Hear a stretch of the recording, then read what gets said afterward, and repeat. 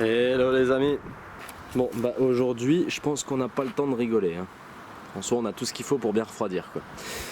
Comme vous le savez, je ne suis pas sponsorisé, donc de l'autre côté de ce radiateur il y a la marque qui est affichée, donc voilà pourquoi je vous le montre de dos. Ensuite ici on a acheté donc deux ventilateurs donc d'une marque pareille hyper qualitative, et on a acheté donc aussi deux courroies avec une pompe à eau de marque aussi très qualitative. Et bien sûr la seule marque dont je peux parler parce que actuellement c'est les seuls qui me soutiennent, c'est Kenol. Alors pourquoi j'achète ça et pourquoi je veux modifier le refroidissement de la voiture? C'est parce que comme tu le sais déjà, je pense que tu as dû le voir quand on a fait la sortie à Mirecourt, j'ai des problèmes de chauffe sur la voiture quand je l'utilise vraiment intensément. Quand je passe du temps à rouler avec la voiture, à drifter, à charger, à charger, à charger. À l'aide de mon balai qui va maintenir le capot. Voilà, donc actuellement j'avais un radiateur ici. Bon c'est bon, il est froid parce que j'ai roulé avec la voiture tout à l'heure. Donc ici j'ai un radiateur donc qui est un no-name, donc il n'y a pas de marque en particulier.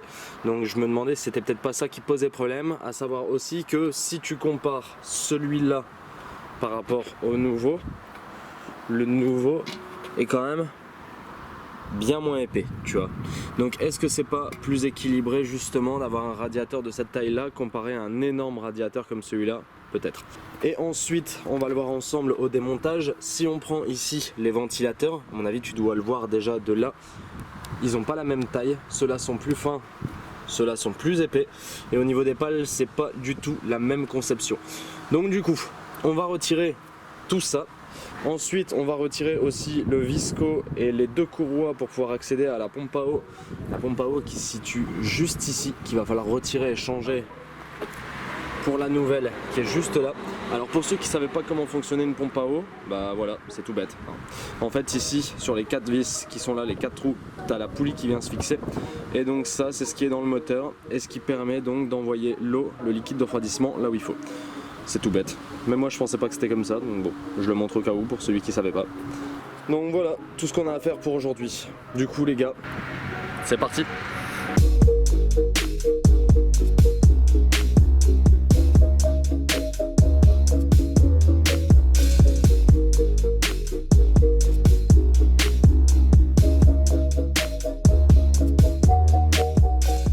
Voici l'ancien radiateur démonté avec les deux spales.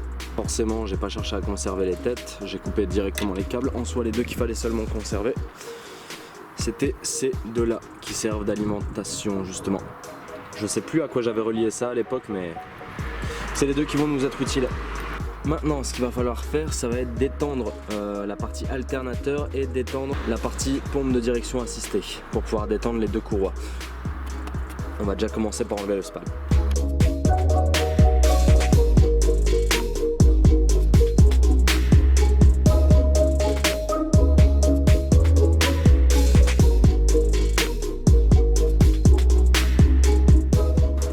On a ici la pompe à eau, donc qui était bien d'origine Nissan hein, apparemment, elle n'a pas bougé, elle a ses 20 années, magnifique pour elle, bon anniversaire, tu prends ta retraite. Le seul problème que je vois, c'est que c'est des têtes qui ont un double filetage, donc il faudra certainement les récupérer avec un double écrou. Je vous montrerai comment on fait, elle n'avait pas forcément de jeu, on la sent un petit peu plus souple que l'autre, mais bon, on va voir son état à l'intérieur.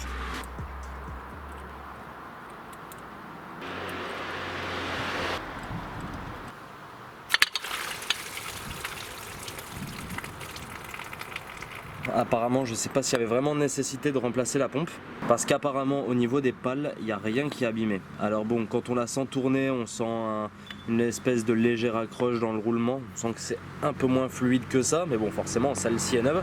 Mais voilà, donc ça c'est l'ancienne qui va être remplacée, la nouvelle. Au final pas grande différence dans le sens où celle-ci n'était pas morte, mais bon, par sécurité vu que j'avais des problèmes de refroidissement, je me suis dit autant vérifier quoi. Là maintenant ce que je vais vous montrer, c'est ici pour récupérer des tiges filetées qui sont enfoncées comme ça, qui sont vissées.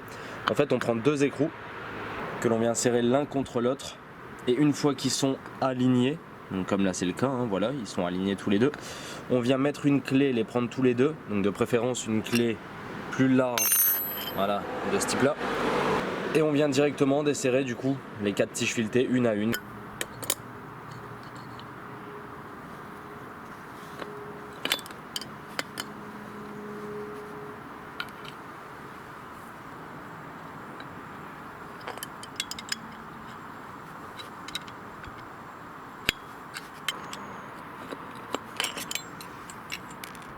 En attendant que la caméra charge, on n'a pas perdu son temps, j'ai mis la pâte donc tout le tour de la pompe à eau que j'ai laissé vite fait sécher et j'ai aussi tiré donc la courroie qui restait ici. On a les deux nouvelles qui sont là, prêtes à être montées. Avant bien sûr faut mettre la pompe.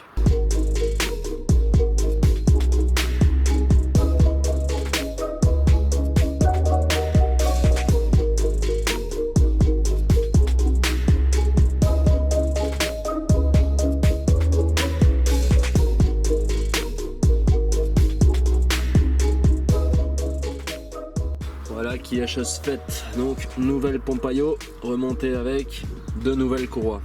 Normalement ça devrait plus couiner. J'ai pas remonté le visco parce que je vais essayer en fait, tout simplement. Avant j'avais ça comme ventilo, maintenant j'ai ça. Bon, quand tu regardes la différence de taille, t'as compris. Mais en plus de ça, ce qui fait beaucoup aussi, c'est le nombre d'ailettes. Là on va dire qu'il pouvait, par exemple, je vais dire une connerie, hein, véhiculer 1000 m3 par heure. Là il peut en véhiculer 2500 par exemple. Tu vois, il y a beaucoup plus de pales. Là c'est un 1, 2, 3, 4, 5, 6. Et là c'est... Elles sont numérotées 1, 2, 3, 4, 5, 6, 7, 8, 9, 10. Il y en a 10. Donc 10 contre 6. Maintenant que tout c'est fait, on n'a plus qu'à remonter donc les deux nouveaux ventilateurs sur le nouveau radiateur.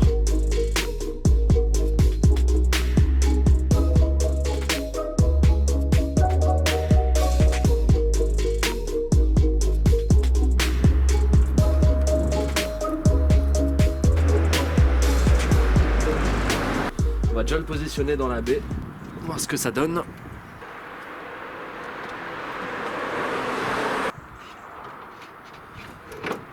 Voilà. Maintenant, le tout, c'est de savoir quel est le plus, quel est le moins. Alors là, la tête, on va la couper, parce que celle-là ne nous servira pas. Parce que là, en fait, le truc, c'est qu'en inversant les polarités, on pourrait avoir un ventilateur qui souffle. Et s'il souffle vers l'avant, c'est pas du tout ce qu'on cherche. Là, ce qu'on recherche, c'est avoir un ventilateur qui aspire l'air vers le moteur.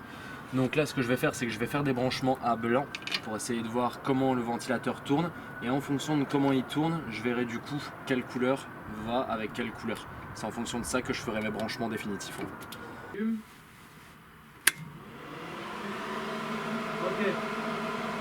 C'est bon? Du coup, qui va avec qui? Du coup, là, je sais de par les tests qu'on a fait que le bleu va avec le noir.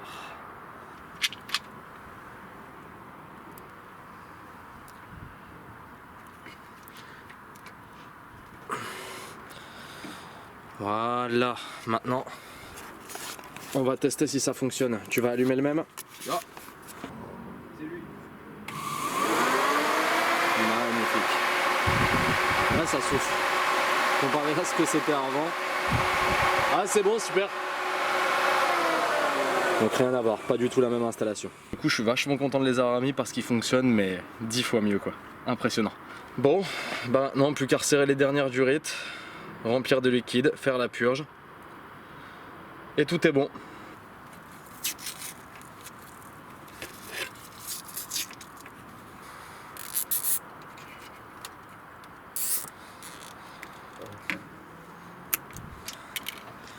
C'est déjà plus propre.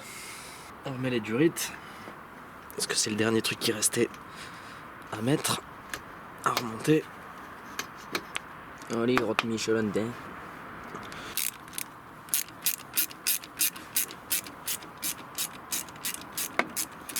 C'est l'histoire du mec qui est assez con pour mettre du liquide, ne pas comprendre comment ça se fait qu'il a passé 20 litres et que ce soit toujours pas rempli, alors qu'en fait il a simplement oublié de remettre une des deux durites. Je peux rigoler, c'est déjà arrivé.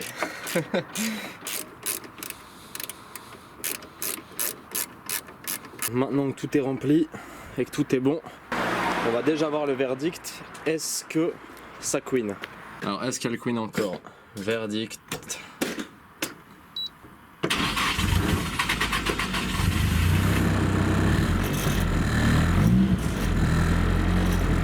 Et non, ça ne couine plus. C'est déjà pas mal. Bon, voilà qui est fait. Pas de fuite. La caisse tourne et elle est mieux refroidie. Du coup les gars, à mon avis la prochaine sortie, vu qu'Albi a été annulé, donc là au moment où je vous parle, hein, on l'a appris il y a 2 jours, le prochain circuit ça sera l'Urcy, donc j'espère que tout va rouler, que ça va être nickel, en plus ça a l'air d'être un super événement. Donc voilà, j'ai hâte d'y être, vivement, et j'espère que je vais vous faire kiffer les gars.